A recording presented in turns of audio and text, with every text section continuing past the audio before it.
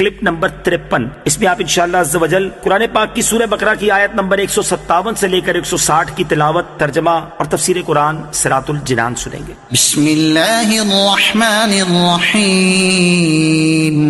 ترجمہ: اللہ کے نام سے شروع جو نہایت مہربان رحمت والا ہے۔ اولئک علیہم صلوات من ربہم ورحمہ وَأُولَئِكَ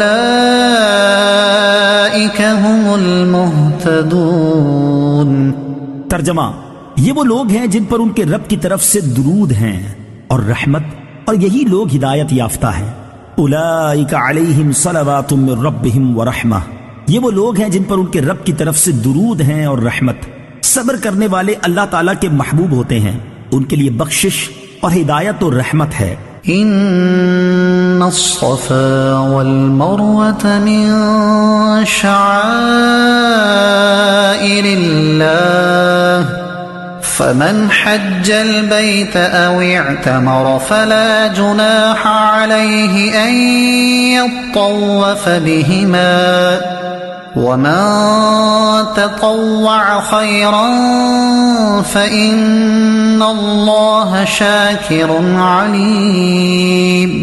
ترجمہ: بے شک صفا اور مروہ اللہ کی نشانیوں میں سے ہیں، تو جو اس گھر کا حج یا عمرہ کرے اس پر کچھ گناہ نہیں کہ ان دونوں کے چکر لگائے، اور جو کوئی اپنی طرف سے بھلائی کرے تو بے شک اللہ نیکی کا بدلہ دینے والا خبردار ہے۔ ان الصفا والمروة من شعائر اللہ، بے شک صفا اور مروہ اللہ کی نشانیوں میں سے ہیں۔ تفسیر صراط الجنان میں ہے، صبر اور صابرین کے اجمالی بیان کے بعد اب صبر کا ایک مشہور اور عظیم واقعہ بیان کیا جا رہا ہے۔ اس کی تفصیل کچھ یوں ہے کہ صفا و مروہ مکہ مکرمہ کے دو پہاڑ ہیں جو کعبہ معظمہ کے بالمقابل مشرقی جانب واقع ہیں۔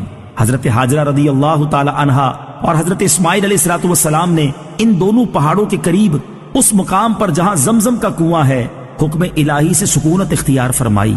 اس وقت یہ مقام سنگلاخ بیابان تھا، نہ یہاں سبزہ تھا نہ پانی، نہ خورد و نوش کا کوئی سامان۔ رضائے الہی کے لیے ان مقبول بندوں نے صبر کیا۔ حضرت اسماعیل بہت کم عمر تھے، انہیں پیاس لگی، اور جب پیاس کی شدت بہت زیادہ ہو گئی تو حضرت حاجرہ بے تاب ہو کر کوہ صفا پر تشریف لے گئیں۔ وہاں بھی پانی نہ پایا تو اتر کر نیچے کے میدان میں دوڑتی ہوئی مروہ تک پہنچی۔ اس طرح 7 چکر لگائے، اور اللہ تعالیٰ نے ان اللہ مع الصابرین، اللہ تعالیٰ صبر کرنے والوں کے ساتھ ہے کا جلوہ اس طرح ظاہر فرمایا کہ غیب سے ایک چشمہ زمزم نمودار کیا، اور ان کے صبر و اخلاص کی برکت سے ان کے اتباع میں ان دونوں پہاڑوں کے درمیان دوڑنے والوں کو مقبول بارگاہ قرار دیا، اور ان دونوں پہاڑوں کو قبولیت دعا کا مقام بنا دیا۔ اس واقعے کا ذکر سورہ ابراہیم آیت نمبر 13 میں بھی مذکور ہے۔ من شعائر اللہ، اللہ کی نشانیوں میں سے ہیں۔ شعائر اللہ سے دین کی نشانیاں مراد ہیں، خواہ وہ مکانات ہوں جیسے کعبہ، عرفات، مزدلفہ، تینوں جمرات یعنی جن پر رمی کی جاتی ہے، صفا، مروہ، منا، مساجد، یا وہ شعائر زمانے ہوں جیسے رمضان، حرمت والے مہینے، عید الفطر و عید الاضحیٰ، یوم جمعہ، ایام تشریق، یا وہ شعائر کوئی دوسری علامات ہوں جیسے اذان، اقامت، نماز باجماعت، نماز جمعہ، نماز عیدین، خطرہ، یہ سب شعائر دین ہیں۔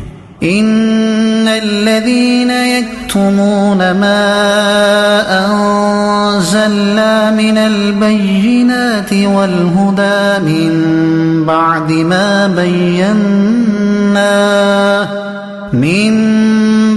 ما بيناه للناس في الكتاب أولئك يلعنهم الله ويلعنهم اللاعنون إلا الذين تابوا وأصلحوا وبينوا فأولئك أتوب عليهم وأنا التواب الرحيم۔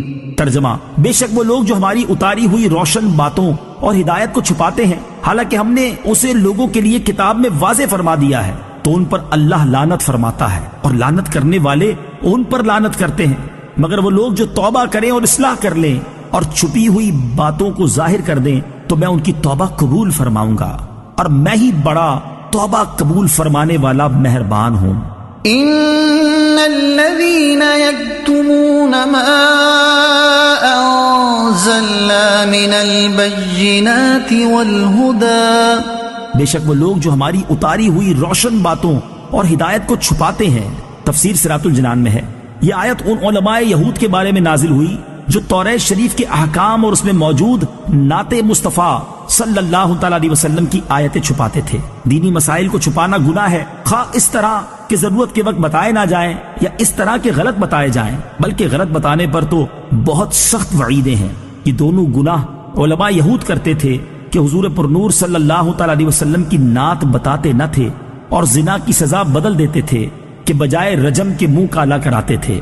سورہ بقرہ کی آیت نمبر 79 میں بھی یہودیوں کی اس طرح کی حرکتوں کا بیان گزر چکا ہے۔ یلعنہم اللہ، اللہ ان پر لعنت فرماتا ہے۔ اسلام کی حقانیت، حضور اقدس صلی اللہ تعالیٰ علیہ وسلم کی عظمت اور شریعت کے احکام چھپانے والوں پر اللہ تعالیٰ کی لعنت ہے، اور دیگر حضرات یعنی ملائکہ و مومنین کی بھی لعنت ہے۔